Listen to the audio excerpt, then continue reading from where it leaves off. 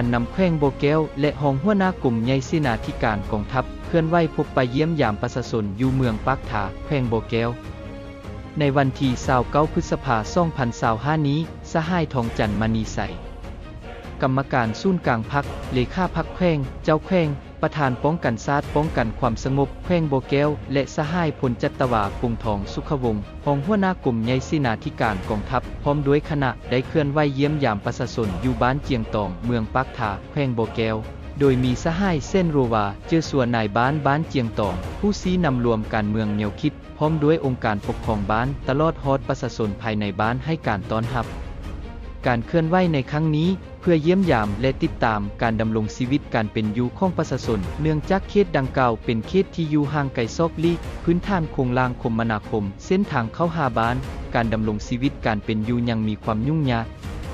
ด้วยความเป็นห่วงเป็นใยจากการนำแขวงโบแก้วและกระทรวงป้องกันประเทศจึงได้เคลื่อนไหวเยี่ยมยามประชาชนและพื้นฐานการผลิตเนื้อที่ทำการผลิตระบบชลประทานรวมถึงพื้นฐานโครงสร้างด้านต่างๆเช่นโรงเรียนโรงหม้อเส้นทางเข้าหาบ้านไฟฟ้าชุมชนและอื่นๆนอกจากนี้คณะดังกล่าวยังได้เยี่ยมยามบ้านห้วยไม้สางและกองปฏิบัติงาน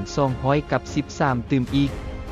โอกาสนี้สหายทองจันทร์มณีใสได้ชี้ทิศเยืองทางต่อประชาชนเนื่องจากปัญหาการแก้ไขความทุกข์ยากของประชาชนเป็นหน้าที่ของคณะนำแต่ละขั้นจะต้องได้ซุ่มใส่และเรียกร้องมายังคณะพรรคในแต่ละบ้านและประชาชนสืบต่อเอาใจใส่ความสามัคคีให้เป็นปึกแผ่นสืบต่อในการดำรงชีวิตการทำมาหากินความด้วยซื่อสัตย์อดทนถูกต้องตามฮิตของประเพณีและระเบียบกฎหมายของบ้านเมืองมีความฮักแพงช่วยเหลือซึ่งกันและกันพร้อมกันบุกบืนในการทำมาหากินเพื่อเฮ็ดให้ครอบครัวและลูกหลานมีชีวิตการเป็นอยู่ที่ดีขึ้นพร้อมนั้น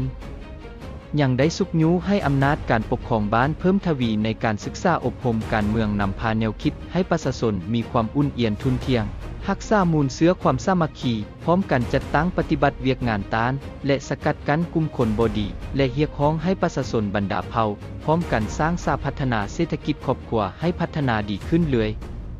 โอกาสนี้การนำข้องแขวงได้มอบเครื่องอุปโภคบริโภคประกอบมีน้ำดื่มปลากระป๋องมีสำเร็จรูปอาหารแห้งและเครื่องใช้ในครัวเรือนจำนวนหนึ่งให้แก่อำนาจการปกครองบ้านเจียงตองบ้านห้วยไม้สางและกองปฏิบัติการ